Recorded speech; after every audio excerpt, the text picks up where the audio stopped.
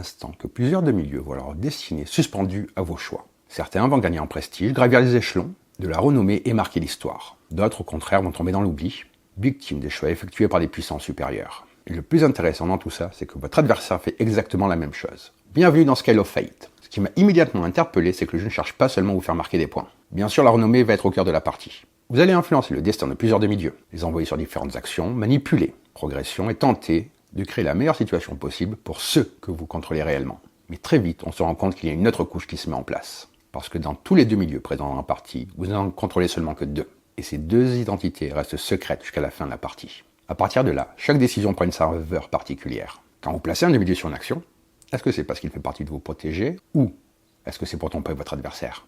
Quand vous utilisez un serviteur pour faire gagner de la renommée à un personnage, est-ce que vous essayez réellement de l'aider, ou est-ce que vous construisez volontairement une fausse piste? Et c'est là que Scale of Fate devient particulièrement intéressant.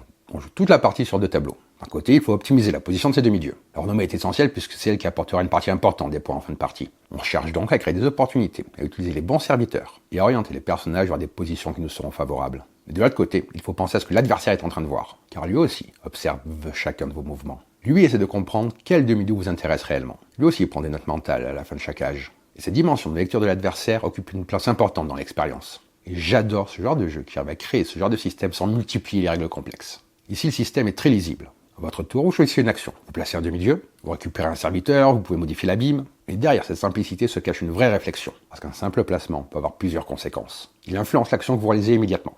Il détermine les quêtes auxquelles ce demi-dieu sera adjacent. Il prépare potentiellement le placement des futurs serviteurs. Et il envoie aussi un message à votre adversaire. Un vrai ou un faux message? C'est toute la question. Et le rythme est particulièrement tendu grâce aux 3 âges. On construit progressivement des informations, on récolte des indices, on observe les réponses données à la fin de chaque âge. Puis, on réévalue constamment ses hypothèses. Et comme la partie ne dure qu'une trentaine de minutes, il y a peu de temps pour corriger ces erreurs. Et cette durée est particulièrement adaptée au concept. Les parties restent dynamiques tout en laissant suffisamment d'espace pour que la déduction et le bluff s'installent autour de la table. On est donc sur un jeu pour 2 joueurs à partir de 14 ans. Et derrière cette proposition, on retrouve Max Anderson, Zach Dixon et Austin Harrison. La partie artistique est assurée par Harry Conway et le jeu est édité par IV Studio, 4 studios, avec encore une fois un matériel tout bonnement incroyable. Il y a une vraie volonté de proposer un vrai duel psychologique dans ce jeu. On ne cherche pas simplement à jouer mieux que son adversaire, on cherche aussi à mieux le comprendre, à anticiper ses raisonnements, parfois même à l'encourager à faire de mauvaises déductions. C'est une approche que je trouve particulièrement intéressante dans les jeux à 2 joueurs, parce que cela crée naturellement des moments de discussion après la partie. Ces instants où chacun révèle ce qu'il essayait réellement de faire, les pièges qu'il avait préparés, ou les indices qu'il pensait avoir laissés volontairement. Et quand un jeu arrive à créer ce genre de conversation après la dernière manche, c'est souvent le signe qu'il s'est vraiment passé quelque chose d'intéressant autour de la table. Alors maintenant que l'objectif est posé, que les différents enjeux sont en place et que vous savez pourquoi chaque décision compte, je vous propose de voir ensemble comment on joue à Scale of Fate. Allez, on va voir comment ça se passe autour de la table. Dans Scale of Fate, 2 joueurs s'affrontent au cours de 3 âges. Tout au long de la partie, vous allez influencer le destin de plusieurs demi-dieux en les envoyant dans le monde afin qu'ils gagnent ou perdent de la renommée. Chaque joueur est secrètement responsable de 2 demi-dieux. Une décision importante va leur s'opposer. Faut-il les maintenir proches l'un de l'autre ou les envoyer suivre des chemins différents? Votre objectif est de marquer le plus de points possible au terme du 3e âge. Pour remporter la victoire, vous devez accumuler les points de 2 façons. La première consiste à tirer profit de la position de vos 2 demi-dieux assignés. Selon leur emplacement final, vous marquerez des points, soit grâce à la distance qui les sépare sur la piste de renommée, soit grâce à la renommée qu'ils partagent s'ils occupent le même emplacement. La seconde consiste à identifier correctement les 2 demi-dieux contrôlés par votre adversaire. À la fin du 3e âge, le joueur totalisant le plus de points remporte la partie. Pour la mise en place, commencez par placer le plateau entre les 2 joueurs. Prenez ensuite le marqueur de l'abîme et placez-le sur l'emplacement circulaire central situé au-dessus de l'abîme. Préparez les cartes âge. Séparez-les en 3 paquets selon le dos des cartes afin de former les decks âge 1, 2 et 3.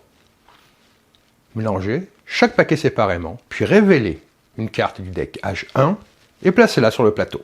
Mélangez les jetons quêtes de manière aléatoire, puis répartissez-les en 2 piles face cachée en respectant leur dos. Les jetons possédant un dos rouge correspondent aux quêtes spéciales. Placez tous les marqueurs de renommée sur la case 7 de la piste de renommée. Placez ensuite les marqueurs de demi-dieu à côté du plateau. Faites de même avec les jetons serviteurs, ainsi qu'avec les 3 jetons pouvoir divin.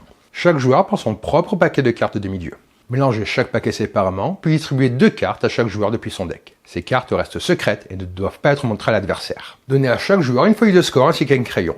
Choisissez aléatoirement le premier joueur et donnez-lui le jeton de premier joueur. On va poursuivre ensuite la mise en place en préparant les quêtes de l'âge en cours. Placez aléatoirement les jetons quêtes sur le plateau en suivant exactement la disposition indiquée sur la carte. Vous utilisez 8 quêtes normales, une quête spéciale. Une fois tous les jetons placés sur les emplacements indiqués, retournez-les afin qu'ils soient visibles face recto. Placez ensuite les tuiles action en respectant la disposition indiquée sur la carte. Celles qui ne sont pas utilisées sont simplement mises de côté. Maintenant que vous avez vu la mise en place, les éléments vont bouger afin que je puisse vous montrer des exemples. Avant de commencer à jouer, prenons un instant pour comprendre les informations présentes sur les cartes âge et sur les jetons quête, car elles auront un impact direct sur le déroulement de chaque âge. Chaque carte âge contient plusieurs informations. Tout d'abord, elle indique un critère de fin d'âge. Lorsque l'âge se termine, chaque joueur devra annoncer pour ses propres demi-dieux si ce critère est respecté ou non en répondant simplement par oui ou par non. La carte précise également où doivent être placées les quêtes spéciales. Ces emplacements sont identifiés par les codes correspondant au jeton quête possédant un dos rouge. Ici, elle indique la position des tuiles actions à utiliser pour cet âge. Lors de la mise en place, les tuiles sont placées sur le plateau en suivant cette disposition. Et finalement, chaque carte âge présente un modificateur lié à l'abîme. Celui-ci déterminera lequel des deux effets possibles s'applique aux demi-dieux présents dans l'abîme. Les jetons quêtes comportent eux aussi plusieurs informations. Leur forme permet d'identifier leur type. Les quêtes représentées par un cercle sont des quêtes normales, tandis que celles représentées par un triangle sont des quêtes spéciales. Retrouvez ici. Ici et là, vous retrouvez des symboles de scorpion de plume. Ces symboles servent de cible aux différents serviteurs. Vesper cible les quêtes portées dans le symbole de plume, représentées dans la couleur claire. Les serviteurs d'Adria, quant à eux, ciblent les quêtes qu'ils touchent directement. Finalement, certains jetons affichent des icônes de renommée. Elles indiquent l'effet appliqué aux demi-dieux ciblés par les serviteurs. L'icône de fossile correspond à une paire de renommée, l'icône Oméga à un gain. Une partie de Scale of Fate se déroule en 3 âges. Au cours de chaque âge, les joueurs vont placer stratégiquement des demi-dieux sur les différentes tuiles actions disponibles sur le plateau. Chaque placement est important, car il permet d'influencer directement le destin des demi-dieux présents dans le monde. Selon l'action choisie, vous pourrez envoyer un demi-dieu dans l'abîme, déterminer quel résultat sera appliqué aux demi-dieux présents dans l'abîme à la fin de l'âge, ou encore obtenir de précieux jetons serviteurs. Mais ce n'est pas tout. Chaque fois qu'un demi-dieu est placé sur une tuile action, il se retrouve également adjacent à 2 jetons quêtes différents. Cette position devient essentielle puisque les serviteurs pourront ensuite cibler ces quêtes afin de progresser ou reculer les demi-dieux concernés sur la piste de renommée. L'ensemble de vos décisions durant l'âge vise donc à manipuler la renommée des différents demi-dieux, tout en dissimulant au mieux ce que vous contrôlez réellement. Un âge se poursuit jusqu'à ce que toutes les tuiles actions aient été occupées et que tous les serviteurs aient été placés. Une fois ces 2 conditions réunies, l'âge prend fin et sa résolution peut commencer. À votre tour, vous devez effectuer une seule des actions suivantes. Placez un demi-dieu. Vous pouvez choisir n'importe quel demi-dieu qui ne se trouve pas actuellement sur le plateau. Vous le placez sur une tuile d'action libre de votre choix. Dès que le demi-dieu est placé, résolvez immédiatement l'action associée à cette tuile. Par exemple, vous pouvez placer comme ceci. Placez un serviteur. Cette action est disponible que si vous avez obtenu un serviteur lors d'un tour précédent du même âge. Prenez alors votre jeton serviteur et placez-le sur un emplacement libre situé le long du bord extérieur des quêtes, comme ceci. Une fois le serviteur placé, appliquez immédiatement son effet et faites gagner ou perdre la renommée au ou aux demi-dieux ciblés par ce serviteur. Utilisez un pouvoir divin. Vous pouvez prendre l'un des 3 jetons pouvoir divin disponibles. Résolvez immédiatement l'action indiquée par ce pouvoir. Si toutes les tuiles actions sont occupées par des demi-dieux et que vous n'avez aucun serviteur à placer, vous pouvez passer. Lorsque vous passez, vous ne pouvez plus effectuer d'autres actions durant cet âge, à l'exception de l'utilisation d'un pouvoir divin. Lors de vos tours suivants, pendant ce même âge, vous pouvez soit utiliser un pouvoir divin encore disponible, soit passer de nouveau jusqu'à la fin de l'âge. Lorsque vous placez un demi-dieu sur une tuile d'action, vous résolvez immédiatement l'effet. Il existe 5 types d'actions. Châtiment. Choisissez un demi-dieu qui n'a pas encore été placé sur le plateau et placez-le directement dans l'abîme. Si tous les demi-dieux ont été placés sur le plateau, cette action ne peut pas être effectuée. Destin de l'abîme. Déplacez le marqueur de l'abîme vers la gauche ou vers la droite. Ce choix déterminera le destin des demi-dieux présents dans l'abîme à la fin de l'âge. Obtenir le serviteur Pénance. Prenez le jeton Pénance et placez-le devant vous. Vous pourrez l'utiliser lors d'un prochain tour pendant cet âge. Obtenir le serviteur Vesper. Prenez le jeton Vesper et placez-le devant vous. Vous pourrez l'utiliser lors d'un prochain tour pendant cet âge. Obtenir un serviteur d'Adria. Prenez l'un des jetons serviteur d'Adria et placez-le devant vous. Vous pourrez l'utiliser lors d'un prochain tour pendant cet âge. Les serviteurs constituent le principal moyen d'influencer la renommée des dieux. Lorsque vous effectuez l'action permettant de placer un serviteur, choisissez un jeton serviteur que vous avez obtenu plus tôt pendant cet âge, puis placez-le sur un emplacement disponible situé le long du bord extérieur des quêtes. Une fois le serviteur placé, évaluez immédiatement les quêtes qu'il affecte, puis appliquez les gains et les pertes de renommée correspondants. Pénance cible toutes les quêtes scorpions représentées par les symboles sombres, situés dans la ligne ou la colonne à côté de laquelle il est placé. Tous les demi-dieux adjacents à ces quêtes gagnent ou perdent de la renommée selon les valeurs indiquées sur les quêtes concernées. Un même demi-dieu peut être affecté par plusieurs quêtes en même temps. Vesper cible toutes les quêtes plumes représentées par les symboles clairs, situés dans la ligne ou les colonnes à côté de laquelle il est placé. Tous les demi-dieux adjacents à ces quêtes gagnent ou perdent de la renommée selon les valeurs indiquées sur les quêtes concernées. Là encore, un même demi-dieu peut être affecté par plusieurs quêtes simultanément. Les serviteurs d'Adria n'affectent qu'une seule quête, celle qui touche directement, qu'il s'agisse d'une quête sombre ou claire. Tous les demi-dieux reliés à cette quête gagnent ou perdent alors de la renommée selon la valeur indiquée sur cette quête. La renommée d'un demi-dieu ne peut jamais dépasser 14, ni descendre en dessous de 0, comme vous le voyez ici. Si un demi-dieu possédant déjà 14 de renommée dont a gagné 3, puis en perdre 1, sa renommée reste à 14. Au début de la partie, 3 pouvoirs divins sont disponibles. Ces pouvoirs peuvent avoir un impact majeur sur le déroulement de la partie, mais leur utilisation n'est jamais gratuite. Le pouvoir de châtiment. Ce pouvoir permet d'envoyer n'importe quel demi-dieu dans l'abîme. Son fonctionnement est similaire à l'action châtiment dont je vous ai déjà parlé, à une différence près. Ce pouvoir peut cibler n'importe quel demi-dieu, même s'il a été déjà placé sur une tuile action. Si un demi-dieu est envoyé dans l'abîme de cette manière, retournez cette tuile action. Lors d'un tour futur, un nouveau demi-dieu pourra toujours être placé sur cette tuile, mais l'action associée à cette tuile ne pourra plus être utilisée. Échange. Choisissez 2 demi-dieux et échangez leur position. Ces 2 demi-dieux peuvent se trouver n'importe où, hors du plateau, sur une tuile action ou dans l'abîme. Vol. Prenez un jeton serviteur inutilisé appartenant à votre adversaire et placez-le devant vous. Vous pourrez l'utiliser lors d'un futur tour durant cet âge. Lorsque vous utilisez un pouvoir divin, prenez le jeton et retournez-le. Ce pouvoir n'est alors plus disponible pour le reste de la partie. Ces pouvoirs sont particulièrement puissants, mais leur utilisation présente 2 inconvénients. Tout d'abord, utiliser un pouvoir divin consomme l'un de vos tours. Ensuite, chaque pouvoir divin vous infligera une pénalité de -1 lors du décompte final de la partie. Un âge prend fin lorsque toutes les tuiles actions ont été occupées et que tous les serviteurs ont été placés. Il est possible qu'un joueur effectue plusieurs actions consécutives durant cette phase finale. Cependant, entre ces actions, l'autre joueur a toujours la possibilité d'utiliser un pouvoir divin si un pouvoir reste disponible. Lorsqu'un âge se termine, résolvez les étapes suivantes dans l'ordre. En premier, résoudre l'abîme. Appliquez l'effet de l'abîme et tous les demi-dieux qui s'y trouvent. Selon la position actuelle du marqueur, ces demi-dieux gagnent ou perdent de la renommée. Comme vous le voyez ici. Les joueurs annoncent ensuite si l'un de leurs demi-dieux assignés correspond aux critères indiqués en haut de la carte de l'âge actuel. Pour chacun de leurs demi-dieux concernés, les joueurs répondent simplement par oui ou par non.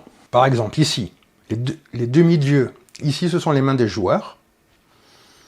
Cela demande d'avoir les demi-dieux entre 4 et 6. Oui pour celui-là. Non pour celui-ci. Bien entendu, les mains ne sont pas révélées. Les joueurs répondent juste par oui ou par non. Ces informations constituent des indices permettant d'identifier les 2 demi-dieux contrôlés par votre adversaire. À la fin de la partie, parvenir à identifier correctement ces demi-dieux vous apportera des points. Il est donc important de conserver ces informations sur votre feuille de score au fil de la partie. Une fois la fin d'âge résolue, préparez l'âge suivant en effectuant les étapes suivantes dans l'ordre. Commencez par défausser la carte âge actuel, puis remplacez-la par une carte provenant du paquet de l'âge suivant. Retirez du plateau toutes les tuiles actions, tous les jetons serviteurs ainsi que tous les demi-dieux. Défaussez ensuite la quête spéciale actuellement en jeu. Je vous rappelle, c'est la rouge. Piochez une nouvelle quête spéciale, puis placez-la sur l'emplacement indiqué. Si cette nouvelle quête doit être placée sur un emplacement déjà occupé par une quête normale, déplacez cette quête normale vers un emplacement laissé libre par l'ancienne quête spéciale. Placez ensuite les tuiles actions en respectant la disposition indiquée sur la nouvelle carte âge. Enfin, transmettez le marqueur premier joueur à votre adversaire. Vous êtes maintenant prêt à commencer le nouvel âge. La partie prend fin à l'issue du 3e âge. Avant de procéder au décompte final, assurez-vous d'avoir entièrement résolu la fin de l'âge 3, y compris la résolution de l'abîme, ainsi que l'annonce des critères indiqués sur la carte âge 3 par les réponses oui ou non. Au bas de votre feuille de score, cochez les 2 cases correspondantes aux 2 demi-dieux que vous pensez avoir attribués à votre adversaire au début de la partie. Les 2 joueurs révèlent ensuite leur choix. Une fois les suppositions révélées, chaque joueur montre ses cartes demi-dieux. Commencez par regarder les 2 demi-dieux qui vous ont été attribués. S'ils occupent deux emplacements différents sur la piste de renommée, marquez un nombre de points égal à la différence entre les valeurs de renommée de ces deux emplacements. S'ils occupent le même emplacement sur la piste de renommée, marquez un nombre de points égal à la valeur de renommée de cet emplacement. Marquez ensuite des points selon le nombre de demi-dieux adverses correctement identifiés. Si vous avez correctement identifié les deux demi-dieux, marquez 3 points. Un seul, 0 points. Aucun, moins 1 point. Moins 1 point pour chaque pouvoir divin utilisé. Le joueur ayant le plus de points remporte la partie. En cas d'égalité, la victoire revient au joueur ayant correctement identifié le plus grand nombre de demi-dieux adverses. Si l'égalité persiste, le vainqueur est le joueur ayant utilisé le moins de pouvoirs divins. Si les joueurs sont raccords à égalité, le vainqueur est alors le joueur qui possède le marqueur premier joueur. Avant de passer à mon ressenti sur Scale of Fate, si vous appréciez ce genre de contenu sur les jeux de société, vous pouvez soutenir la chaîne en vous abonnant si ce n'est pas encore fait, en likant la vidéo, en la partageant. Vous pouvez également activer la petite cloche pour être tenu au courant de toutes les vidéos dès qu'elles sont disponibles. Et n'hésitez pas à partager votre expérience sur le jeu si vous l'avez essayé en commentaire. J'aime toujours lire vos retours, vos stratégies, ou voir si vos sensations autour de la table rejoignent les miennes. De mon côté, je vais maintenant vous partager ce qui m'a marqué au fil des parties, ce que le jeu propose une fois les règles assimilées, et selon moi, à quel public il s'adresse. Quand j'ai découvert Scale of Fate, ce qui m'a particulièrement marqué, c'est son mélange assez original entre contrôle indirect, lecture de l'adversaire et gestion de l'information. Sur le papier, les règles sont relativement accessibles, mais une fois la partie lancée, on se rend vite compte que le cœur du jeu ne se situe pas uniquement dans le déplacement de la renommée des demi-dieux. Toute l'attention vient de ce que l'on révèle, de ce que l'on cache, et de ce qu'on essaie de déduire chez l'autre joueur. Pendant mes parties, j'ai souvent eu cette sensation de devoir gérer deux objectifs en même temps. D'un côté, je voulais optimiser mes propres demi-dieux sur la piste de renommée, de l'autre, je devais constamment réfléchir à l'image que je donnais à mon adversaire. Chaque action peut être interprétée, chaque placement de serviteur peut sembler évident ou servir de diversion. C'est un aspect que j'ai trouvé particulièrement intéressant parce qu'il transforme des actions assez simples en tentatives de bluff. Le rythme des parties est également très dynamique. Les tours sont rapides avec seulement une action à effectuer. Mais derrière cette simplicité apparente se cachent de nombreuses implications. Choisir un emplacement ne consiste pas seulement à résoudre son effet immédiat. Il faut aussi réfléchir à la position du demi-dieu placé, aux quêtes auxquelles il devient adjacent, aux serviteurs qui pourra être utilisé plus tard et à l'impact que cela peut avoir. J'ai particulièrement apprécié la manière dont les serviteurs deviennent le moteur du jeu. Ce sont eux qui font évoluer la renommée et qui créent la majorité des moments importants de la partie. Lorsqu'on place un demi-dieu, on regarde immédiatement quelle quête va être activée et quels demi-dieux vont être affectés. C'est souvent à ce moment-là que les plans prennent forme ou s'effondrent. On peut parfois toucher plusieurs demi-dieux d'un seul coup, y compris ceux de son adversaire, ce qui crée des situations où il faut constamment réévaluer chaque placement. Ce qui m'a plu également, c'est que le jeu ne se limite pas seulement à une simple course au point. La piste de renommée est importante bien évidemment, mais la déduction l'est tout aussi. Les informations révélées à la fin de chaque cage apportent progressivement des indices sur l'identité des demi-dieux adverses. On observe donc une partie de la partie à observer les informations données, à prendre des notes et à essayer de comprendre quel demi-dieu l'adversaire cherche réellement à favoriser. Cette couche de déduction apporte une dimension supplémentaire qui renouvelle constamment la réflexion. Je trouve que cette mécanique fonctionnait particulièrement bien parce qu'elle reste liée directement aux actions réalisées pendant la partie. Les indices ne tombent pas du ciel. Ils sont générés par l'évolution réelle des demi-dieux sur le plateau. On observe donc les mouvements sur la piste de renommée, tout en essayant de reconstituer le puzzle adverse. Cette connexion entre les différents systèmes rend l'ensemble très cohérent. L'interaction entre les joueurs est omniprésente. Même lorsqu'on semble développer sa propre stratégie, on surveille en permanence ce que fait l'autre. Les pouvoirs divers renforcent encore plus cette tension. Ils sont puissants, mais leur coût est réel. Utiliser un pouvoir signifie non seulement dépenser un tour, mais également accepter une pénalité en fin de partie. J'ai trouvé ce choix particulièrement intéressant parce qu'il évite que les pouvoirs deviennent des réflexes automatiques. Chaque utilisation demande de se demander si l'avantage immédiat compensera réellement le point perdu au décompte final. L'action d'échange, la possibilité d'envoyer un demi-dieu dans l'abîme, ou encore le vol d'un serviteur, créent régulièrement des retournements de situation. Même lorsqu'un plan semble bien engagé, il reste toujours possible que l'adversaire vienne perturber votre équilibre. Cela maintient une tension constante jusqu'aux derniers instants. Concernant le thème, j'ai trouvé que le système de renommée et la gestion des demi-dieux fonctionne très bien avec ce que le jeu cherche à raconter. On influence le destin des personnages sans jamais les contrôler réellement. Les dieux interviennent à travers leurs serviteurs, manipulent les événements et cherchent à orienter la destinée de leurs protégés. Et cette idée se retrouve assez naturellement dans la mécanique. En termes d'accessibilité, Scale of Fate est relativement simple à apprendre. Les actions sont peu nombreuses et le tour du jeu reste très lisible. En revanche, la maîtrise du jeu demande davantage de pratique. Les premières parties servent surtout à comprendre comment exploiter les quêtes, comment utiliser efficacement les serviteurs et surtout comment brouiller les pistes de ces demi-dieux. Au fur et à mesure des parties, le jeu révèle énormément de profondeur. Lorsque les joueurs commencent à réellement exploiter la dimension psychologique du système. La rejouabilité est solide, cela grâce à plusieurs éléments. Les quêtes changent d'une partie à l'autre. Les cartes âge modifient les conditions. Et les identités secrètes renouvellent forcément les situations. Surtout comme une grande partie repose sur l'observation et la lecture de l'adversaire, chaque nouvel opposant vous apportera une dynamique différente. À mon sens, le jeu s'adresse aux joueurs aimant particulièrement les affrontements à deux joueurs très interactifs, ceux qui aiment observer les intentions adverses, construire des plans tout en essayant de cacher leur véritable objectif, et analyser les informations disponibles. Au final, ce qui m'a le plus marqué dans Scale of Fate, c'est cette combinaison entre gestion de la renommée et lecture de l'adversaire. Le jeu arrive à créer beaucoup de décisions avec relativement peu de règles, tout en maintenant une tension constante autour des informations cachées. Pour les amateurs de duel, de bluff léger et de déduction, c'est un système qui propose à la fois une expérience accessible et riche dans les choix qu'il génère autour de la table. Donc voilà pour cette vidéo, j'espère que ça vous a plu. Et sur ce, je vais vous dire bonne partie et bon jeu.